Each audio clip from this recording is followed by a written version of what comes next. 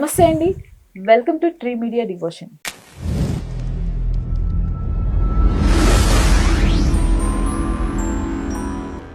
మనతో ప్రముఖ వాస్తు నిపుణులు, ప్రముఖ జ్యోతిష్య నిపుణులు శ్రీ నానాజీ పట్నాయక్ గారు ఉన్నారు.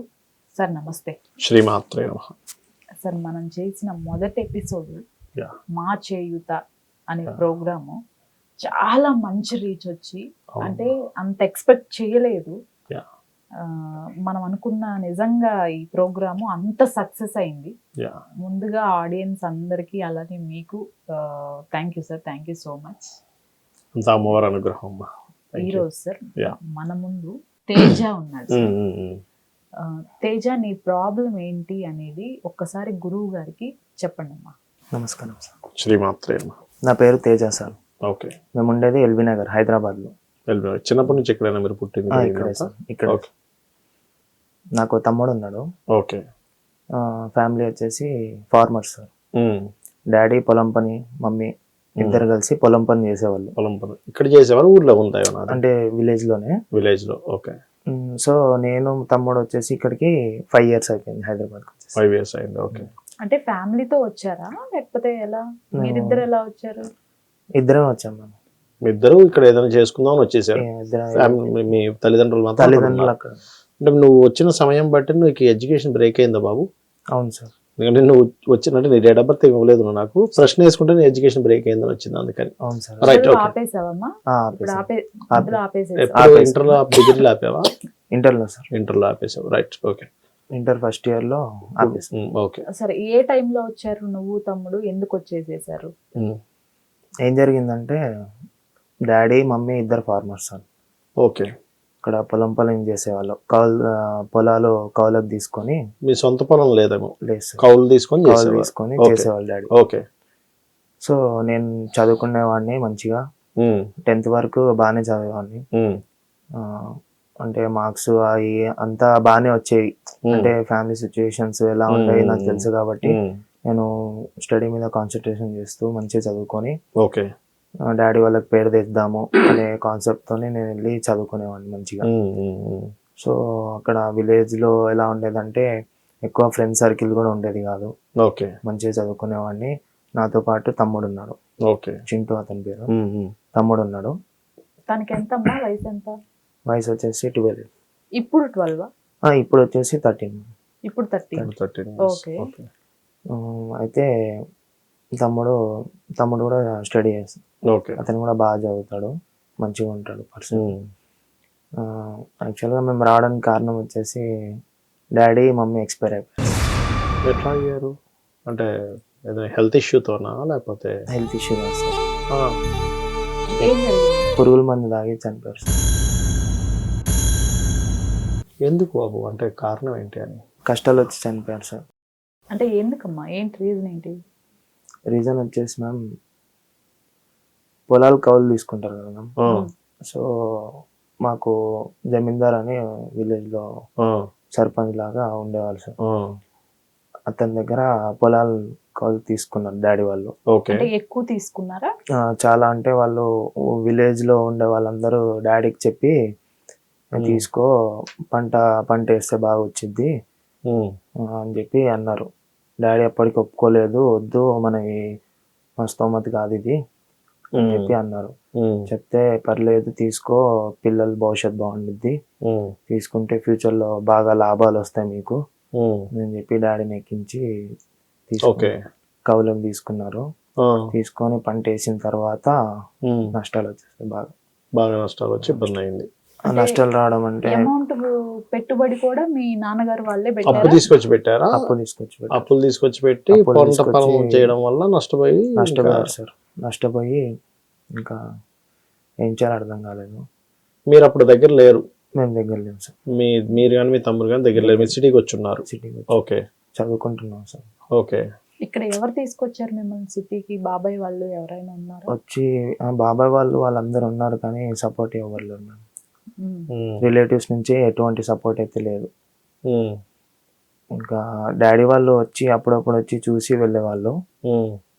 మేము ఇక్కడ రూమ్ లో మేము సపరేట్ గా సింగిల్ బెడ్రూమ్ లో రూమ్ సింగిల్ బెడ్రూమ్ తీసుకున్నారు, హాస్టల్లో లేరు. హాస్టల్లో లేము సార్. హాస్టల్లో Okay. ఉంటే మళ్ళీ హాస్టల్ పరిస్థితి ఎలా ఉంది బయట చూస్తున్నాం కదా. మరి సరిపోయావా మీకు? మరి మీ వాళ్ళు అక్కడ మీ వాళ్ళు ఎంత పంపించేవారు మరి మీకు? అంటే డాడీకి అకౌంట్ లేదు సార్, ఓకే, అకౌంట్ లేదు.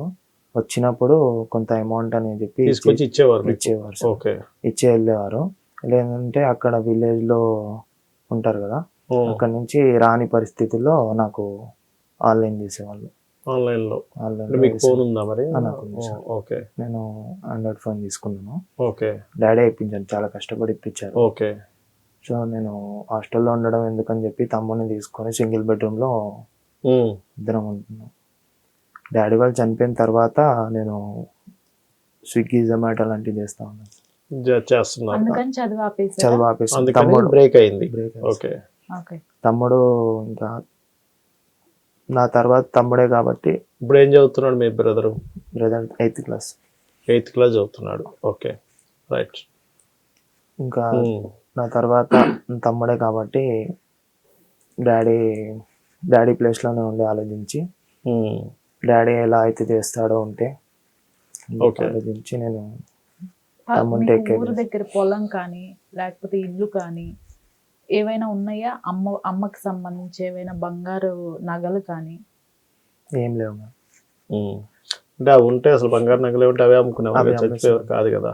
అంటే మమ్మీవి పుస్తల తాడు ఇంకా చెవులు కమ్మలు అవి ఉండే సార్. ఓకే.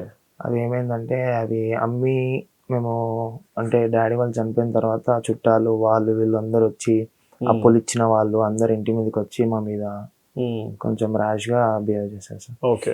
సో అక్కడ పెద్దవాళ్ళు ఉండి మాట్లాడి చిన్నవాళ్ళ మీద ఎందుకు మీరు ఇలా చేస్తున్నారు అది అని చెప్పి అంటే సరే అని చెప్పి మీ దగ్గర ఏమున్నాయి అది అంటే మమ్మీది పుస్తల తాడు అవి ఉండే ఇంట్లో, అవి అందరు పెద్దవాళ్ళు తీసుకెళ్ళి ఎంత వస్తాయింది అని చూస్తే అవి కూడా ఇంకా అవి కూడా సరిపోలేదు సార్. అవి ఆడ సరిపోతాయిలేండి, సరిపోలేదు, చాలా అప్లై జరిపాయి. ఇంకా అవి కూడా సరిపోలేదు. పెద్దవాళ్ళు ఉండి ఏదో ఒకటి చేసి ఇస్తాం మేము కొంత అమౌంట్ వేసి ఇస్తాం అని చెప్పి అన్నారు, కానీ ఎటువంటి సపోర్ట్ అయితే లేదు సార్. మరి ఇప్పుడు ఇక్కడ నువ్వు ఇప్పుడు చేస్తుంది ఏంటి? స్విగ్గీ జొమాటోలో చేస్తున్నాను సార్. ఎంత వస్తుందమ్మా నీకు నెలకి? ఇప్పుడు నెలకు వచ్చేసి 7,000 వస్తుంది సార్. 7,000-8,000 అంతకంటే ఎక్కువ రాదా? ఎక్కువ రాదు. అంటే ఎట్లా పార్ట్ టైం చేస్తావా? పార్ట్ టైం లాగా చేసుకుంటాను. అంటే స్విగ్గీ ఒకటి చేస్తాను, జెప్టోలో ఒకటి చేస్తాను నైట్ షిఫ్ట్. అలా కాదు, నీ రూమ్ రెంట్ ఎంత ఇప్పుడు ఉంటుంది మరి? రూమ్ రెంట్ వచ్చేసి 3,500 సార్. Single bedroom. ఉన్నదా? ఎక్కడ దొరుకుతుంది అసలు? 3,500 ఎక్కడ దొరికింది? Single bedroom sir. అంటే సార్కి చాలా మంచోరు ఓనర్స్. అయితే సిచ్యువేషన్ మొత్తం చెప్పిన తర్వాత సరే బాబు అని చెప్పి 3,500కి ఇచ్చారు సార్. ఇప్పుడు మీ తమ్ముడు మరి చదువుతున్నాడా? నా తమ్ముడు ఎక్కడ చదువుతున్నాడు? ఎందులో చదువుతున్నాడు? ఇక్కడ మన నాగోల్లో. గవర్నమెంట్ స్కూలా? లేదు సార్, ప్రైవేట్. మరి అంటే అది నేను గవర్నమెంట్ లో అని చెప్పి అనుకున్నాను, దాంట్లో కుదరలేదు. ఓకే. సో నేను ప్రైవేట్ లోనే చదివిస్తున్నాను సార్. మరి నీకు స్కూల్ ఫీజు కట్టడానికి నీ మెయింటెనెన్స్ కి ఎట్లా సరిపోతుంది? డాడీ ఉన్నప్పుడు అంటే డాడీ కొంత అమౌంట్ ఇచ్చేవాళ్ళు. ఇదంతా జరిగి ఎన్ని నెలలు అవుతుంది? నువ్వేమైనా అప్పులు చేసావా మళ్ళీ ఇప్పుడు ఈ కష్టాల్లో? ఎందుకంటే చేస్తారు నార్మల్ క్యాజువల్ కదమ్మా, అందుకని అడుగుతున్నాను. ఏం బాధపడకండి, భయపడకండి. అంటే ఇక్కడ ఏంటంటే ఈ ప్రోగ్రామ్ మీరు రావడానికి గల కారణమే మీలాగా బాధ్యతగా ఇప్పుడు మీరు ఉన్నారు. అందరూ ఇలా ఉండరు, తమ్ముడిని చూసుకోవాలని ఏం రూల్ ఉండదు. నా ఇష్టం నా మటుకు నేను వచ్చేస్తాను, తమ్ముడు పోతే పోను పెట్టే నువ్వు, నేనే బతకడానికి లేదంటే మళ్ళీ నిన్నోడు చూసుకుంటాడు అనుకునే కాలం ఇది. అలాంటిది మీరు ఒక బాధ్యతగా తమ్ముడిని కూడా చూసుకోవాలనేటువంటి భావనతో ఉన్నారు కాబట్టి నేను మిమ్మల్ని ఇంత ఇండెప్త్గా అడుగుతున్నా, అందరికి తెలియాలని. సరే, ఇప్పుడు మరి మీరు ఎట్లాగా ఇప్పుడు 2 పార్ట్ టైమ్స్ చేస్తున్నారు, పెద్దగా ఏం రావట్లేదు. మరి మీ ప్లానింగ్స్ ఏంటి? ఏం చేద్దాం అనుకుంటున్నారు? తక్కువ శాలరీ ఇది ఉంది, నాకు సరిపోవట్లేదు. సో ఇంటి ఓనర్ దగ్గరే నేను అమౌంట్ తీసుకున్నాను సార్. ఓనర్ దగ్గర తీసుకున్నారు? దగ్గరే అమౌంట్. మరి ఓనర్ మరి మిమ్మల్ని ఏమి ఇబ్బంది పెట్టట్లేదు. నేను మంత్లీ అంటే ఒక 1 వీక్ 10 days కి కొంచెం అమౌంట్ ఎక్స్ట్రా ఏదైనా డబ్బులు వస్తుంటాయి కదా, టిప్స్ వస్తుంటాయి అనుకుంటా కదా? టిప్స్ కూడా చాలా తక్కువ సార్, తక్కువ వస్తున్నాయి. ఓకే. సో నేను మెల్లిమెల్లిగా కొంత అమౌంట్ అని చెప్పి సార్కి ఇచ్చాము. లక్కీగా మీకు మంచి ఓనర్ దొరికాడు. సార్ మనకి ఈ పలానా పిల్లల కష్టాల్లో ఉందని ఫోన్ చేసిన ఆయన కూడా ఆయన సార్ శ్రీనివాస్ గారు అని పేరు. ఓహో, ఓకే. ఆయనే కాల్ చేసి ముందు ఓకే. ముఖ్యంగా ఆ చిన్న బాబు గురించే బాధపడ్డాడు. ఓకే. ఇంకొకటి ఏంటంటే వీళ్ళ తమ్ముడు చాలా బాగా చదువుతాడు, బాగా చదువుతాడు. ఓకే. చాలా బాగా చదువుతాడు మ్మ్. అనేది ఆయన ప్రతిసారి మనకి చెప్తున్న విషయం. అందుకే ఈయన కూడా మేబీ ఆ ఉద్దేశంతో చదివించాలనే. చదివించాలని అంటే ఇతను కూడా మంచి స్టూడెంటే అని చెప్పాడు సార్ అతను. బట్ ఇతను మధ్యలో ఆప్షన్ డిస్టర్బ్ అవ్వడం లేదు, వల్ల ఆ రెస్పాన్సిబిలిటీ అయితే తీసుకున్నాడు. తీసుకోవాల్సి వచ్చింది. ఇప్పుడు మనకు అతనికి శ్రీనివాస్ గారు ఫోన్ చేసి మాట్లాడినప్పుడు కూడా వీళ్ళ తమ్ముడు గురించి, వీళ్ళిద్దరు గురించి, ఇతని గురించి కూడా చాలా బాగా మాట్లాడారు. పైపెచ్చు ఈ ఫ్యామిలీ అంతా డిస్టర్బ్ అయిన తర్వాత ఇతను ఒక 1 month 2 months అసలు ఎక్కడికి బయటికి వెళ్ళకుండా డిప్రెషన్ లో కూడా వెళ్ళిపోయాడు సార్. అయ్యో. ఆయనే కొంచెం అండగా ఉండి వీళ్ళిద్దరిని చూసుకున్నారు. ఫస్ట్ ఆయన శ్రీనివాస్ గారికి ముందుగా థ్యాంక్స్ చెప్పాలి. చెప్పుకోవాలి, ఎందుకంటే ఆయన హెల్ప్ ఎందుకంటే చేశాడు. ఇద్దరు పిల్లల్ని ఒక రకంగా ఇతను కూడా టీనేజ్ లో ఉన్నాడనే కానీ చదువుకునే ఇది ఇప్పుడు చదువుకోవాల్సిన టైం. చాలా ఇష్టం సార్ చదువు అంటే. చదువు అంటే చాలా ఇష్టం. ఇప్పుడు ఎవరైనా నీకు స్పాన్సర్ చేస్తే చదవగలుగుతావా మళ్ళీ? ఇప్పుడు చదువుతాను సార్. నీకు ఏమి ఇంట్రెస్ట్ ఉంది? ఇప్పుడు అక్కడ డిస్కంటిన్యూ అయిపోయింది కదా డిగ్రీలో, ఇంటర్లో అయిందన్నారా? ఇంటర్లో డిస్కంటిన్యూ అయిందన్నారు కదా. ఓకే. ఇంటర్లో ఏ year? First year first year లో డిస్కంటిన్యూ. ఓకే. ఎంత తీసుకున్నారు మీరు ఇప్పుడు శ్రీనివాస్ గారి దగ్గర? అమౌంట్ ఎంత తీసుకున్నారు? 2 lakhs తీసుకున్నాను. 2 lakhs వరకు తీసుకున్నావు అంటే కొంచెం కొంచెంగా ఒకసారి కాకుండా అప్పుడప్పుడు అలా. అంటే అప్పుడప్పుడు. దేనికోసం ఈ 2 lakhs ఎందుకు యూజ్ చేశారు? తమ్ముడు ఫీజు కోసం. తమ్ముడు ఫీజుకి ఆయనే అడిగారా? అంటే నా అంచనా పరంగా ఇప్పుడు ఫోన్ చేశారు అతను, అంటే అతనే అడిగిచ్చారా మీకు, లేకపోతే మీరు అడిగారా? నేనే అడిగాను సార్. మీరు అడిగారు. ఓకే. ఓకే. ఇప్పుడు ఆయన ఒక్కరు కాకుండా ఇంకెవరి దగ్గర అయినా చిన్న చిన్న అమౌంట్స్ తీసుకొని ఉన్నారా? తెలిసిన వాళ్ళ దగ్గర, అంటే పక్కన ఇంటి వాళ్ళ దగ్గర. ఓకే. తెలిసిన వాళ్ళ దగ్గరే కొంచెం కొంచెం అమౌంట్ తీసుకున్నాను సార్. ఓకే. కాకపోతే వాళ్ళు ఇబ్బంది పెట్టారు నన్ను. నేను ఉన్నప్పుడు కొంచెం కొంచెం అమౌంట్ చేసి ఇస్తున్నారు. కాకపోతే ఏంటంటే మీకు వచ్చిన మీరు చేస్తున్న జాబ్ అంతా వాటి వీటి కట్టడానికి సరిపోతుంది. కట్టడానికి సర్వే అవడానికి చాలా కష్టంగా ఉంది అంటే మీరు చెప్తున్న దీన్ని బట్టి చూస్తే. అవును సార్. ఓకే. మరి మీ ఫ్యూచర్ ప్లాన్స్ ఏంటి? ఇప్పుడు ఎవరైనా స్పాన్సర్స్ చేస్తారు ఈ ప్రోగ్రామ్ చూసి, ఏమనుకుంటున్నారు మీరు? అంటే ఎట్లా ప్లాన్ చేద్దాం అనుకుంటున్నారు, ఎట్లా ప్లాన్ చేసుకుంటున్నారు మీ లైఫ్? ఇప్పుడు మీ తమ్ముడిని చదివించడానికి కొంత ఈ చేయూత ద్వారా కొంత వస్తుందండి మీకు. నెక్స్ట్ ఇప్పుడు ఇక్కడతో అయిపోదు కదా లైఫ్, ఇంకా ఉంది కదా. అది మీరు ఎట్లా ప్లాన్ చేసుకుంటున్నారు అనే దాని మీద ఒక క్లారిటీకి రండి. వస్తే ఈ ప్రోగ్రామ్ పెట్టడానికి ముఖ్య కారణమే ఇప్పుడు మీరున్నారు ఒక బాధ్యత గల అన్న. మీరు ఏదో నా మటుకు నేను ఇప్పుడు మీరు మంచి ఎంగేజ్లో ఉన్నారు, ఎంజాయ్ చేస్తాను అన్నట్టు కాకుండా మీరు ఒక పని చేయాలి, మా తమ్ముడు చదివించాలని కూడా బాధ్యతగా ఉన్నారు. కాబట్టి బాధ్యతగా ఉన్న వాడికి హెల్ప్ చేయాలని చెప్తుంది శాస్త్రం. కాబట్టి మీరు ఒక ప్లానింగ్ చేసుకోండి. చేయూత ద్వారా కొంత అమౌంట్ మీకు వస్తుంది. At the same time sponsors కూడా ఉన్నారు మనకి దీనికి. ఆ స్పాన్సర్స్ కూడా వాళ్ళు మీ యొక్క ఇదేంటని తెలుసుకొని కూడా వాళ్ళు మీకు ఏ రకంగా హెల్ప్ చేయాలని చెప్పి చేస్తారు. ఓకే. మీరు ఏదైనా బిజినెస్ ఇంకేమైనా అంటే సొంతంగా ఏదైనా పెట్టుకుందాం అనుకుంటున్నారా, లేకపోతే చదివే వెళ్దాం అనుకుంటున్నారా లైఫ్లో? చదివే సార్. చదువుకొని సర్వే ఇది అవ్వాలి, చదువుకొని జాబ్ తెచ్చుకోండి. జాబ్ చేయాలని ఉంది మీకు, బిజినెస్ మీద లేదు ఇంట్రెస్ట్ లేదు సార్ నాకు. అంటే ఇప్పుడు సరే ఇప్పుడు వీళ్ళున్న సర్కమ్స్టెన్స్ ప్రకారం ఇతను కూడా కంటిన్యూ చేస్తాను అంటే నువ్వు చదువుకుంటూ పార్ట్ టైం చేయగలుగుతావా? చేస్తాను. చేయాలి మేడం, సరిపోదు. తప్పదు చేయాలి. చేస్తేనే దాని వాల్యూ కూడా తెలుస్తుంది యాక్చువల్ చెప్పాలంటే. అంటే ప్రస్తుతానికి సార్ మనకి ప్రస్తుతానికి అడ్వాన్స్ పెయిన్ క్లినిక్ వాళ్ళు సార్ వీళ్ళ తమ్ముడికి అవసరమైన అంటే చదువుకు అవసరమైనదంతా వాళ్ళు పెట్టుకుంటాను అని చెప్పేసి ముందుకొచ్చారు. ఓ వెరీ గుడ్ అండి. అసలు అది విద్యాదానం కిందకే వస్తుంది. అవును సార్, వాళ్ళు స్పాన్సర్ చేస్తున్నారు. ఓకే. వీళ్ళ తమ్ముడు ఇప్పుడు 8th చదువుతున్నాడు సార్. ఓకే. తను ఫ్యూచర్ లో ఎంత చదువుకున్నా సరే వాళ్ళు ముందుండి అతనికి చదువుకు అయ్యే ఖర్చునంతా అడ్వాన్స్ పెయిన్ క్లినిక్ వాళ్ళు మనకి స్పాన్సర్ చేస్తారు. అలానే ఈ ప్రోగ్రామ్ ఎవరైనా చూస్తుంటే కూడా ఓన్లీ అంటే మనం అమౌంట్ పరంగా చేయూత నుంచి కొంత ఇవ్వగలిగితే ఇప్పుడు మనం ఇస్తాం. అంటే అతనుకున్న డెబ్ట్స్ అవి క్లియర్ అయితే ముందు ఇతనికి చదువు కోసం ఎవరైనా ముందుకు వచ్చేవారు ఉంటే, ఎవరైనా స్పాన్సర్స్ ఉంటే, ఇప్పుడు ఆల్రెడీ అతను ఇంటర్లో ఉన్నారు. అవునండి, అవును. ఇక్కడ నుంచి అట్లీస్ట్ ఒక 5 years చేయూత ఇవ్వగలిగితే ఇతని లైఫ్ కూడా సెట్ అవుతుంది. అది చదువుకుంటూనే అతను ఈ పార్ట్ టైం చేసుకుంటూ ఈ ఖర్చులు ఇవి బ్యాలెన్స్ చేసుకుంటానని చెప్తున్నాను. కరెక్ట్. ఎందుకంటే మేడం ఇప్పుడు ఈ ప్రోగ్రామ్ వల్ల ఇప్పుడు చూడండి ఈయన పరిస్థితుల్లో నేను బాధ్యతగా ఉన్నాడు కాబట్టి ఓకే. అదే కొంచెం రాంగ్ స్టెప్ పడితే పరిస్థితి ఏంటి?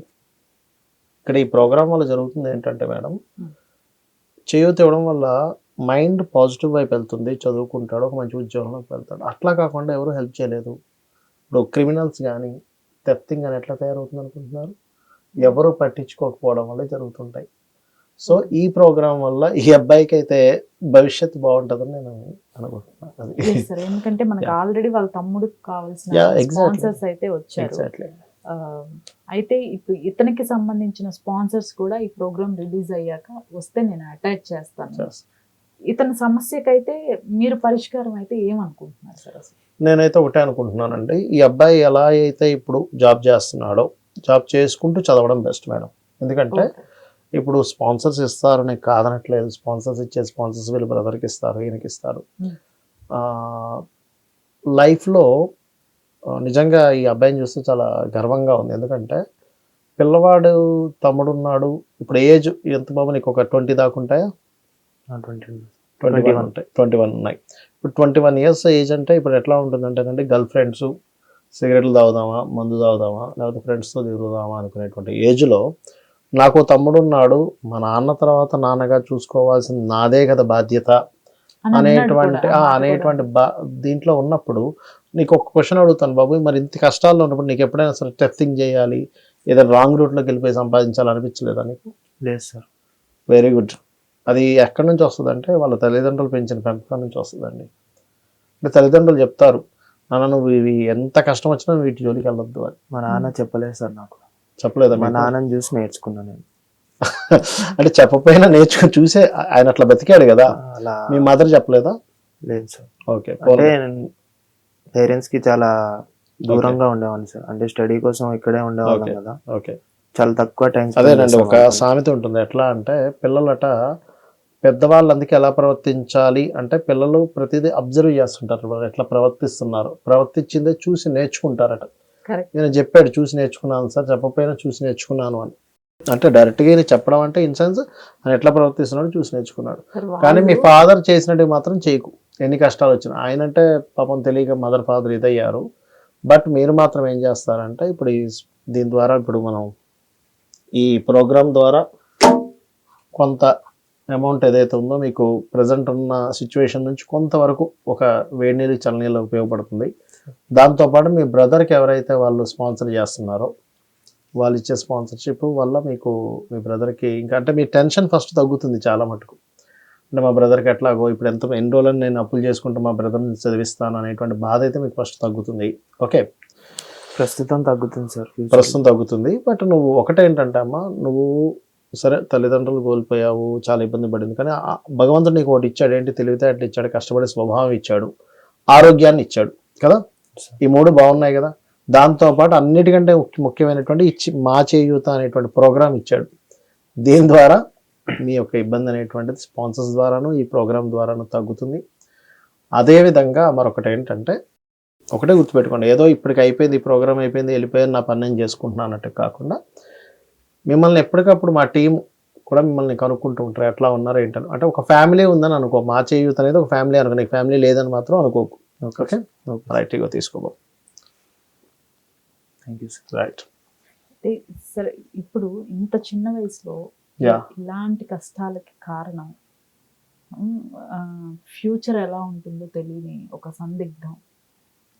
ఇట్లాంటి పరిస్థితులు ఉన్నప్పుడు ఈ పిల్లలు అసలు ఏం చేయగలుగుతారు? అంటే జనరల్ గా ఏం చేస్తే ఒక రకంగా ఉపశమనం వస్తుంది అంటారు? అంటే ఒకటండి, ఉపశమనం కూడా చెప్తాను. అసలు ఎందుకు ఇట్లాంటి ఏర్పడతాయంటే, కామన్గా మాతృదోషాలు పితృదోషాలు ఉంటాయి మేడం జాత చక్రంలో.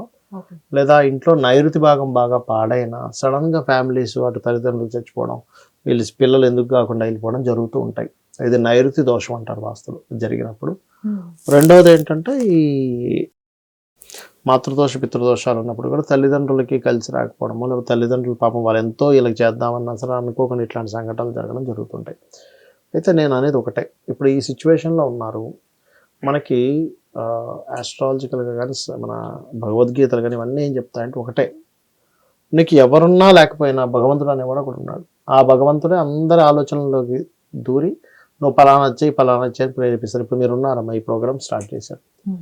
మీరు ఈ ప్రోగ్రామ్ స్టార్ట్ చేయడం వల్ల కొన్ని వందల వేల మంది ఫ్యామిలీస్కి మంచి జరుగుతుంది. అలాగే కొన్ని వందల వేల స్పాన్సర్లకి అయ్యో నేను ఒక మంచి పని చేశాననే ఒక మంచి మంచి ఆలోచన అనేటువంటి స్టార్ట్ అవుతుంది. వాళ్ళకు ఒక ఆత్మసంతృప్తి ఉంటుంది.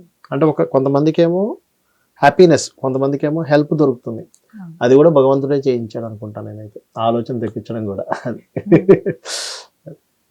సో వీళ్ళైతే రెగ్యులర్గా కొంచెం నేను చెప్పేది ఒకటే, ఎవరైనా సరే ఎంత డిప్రెషన్లోకి వెళ్ళినా రోజు కనీసం ఒక అరగంట సేపు భగవత్ నామస్మరణ చేసుకొని వాళ్ళ గురించి వాళ్ళు ఆలోచించగలిగితే ఖచ్చితంగా వాళ్ళకంటూ ఒక రూట్ అనేటువంటిది భగవంతుడు చూపిస్తాడు. Okay, right sir. Thank you sir. శ్రీమాత్రే నమః.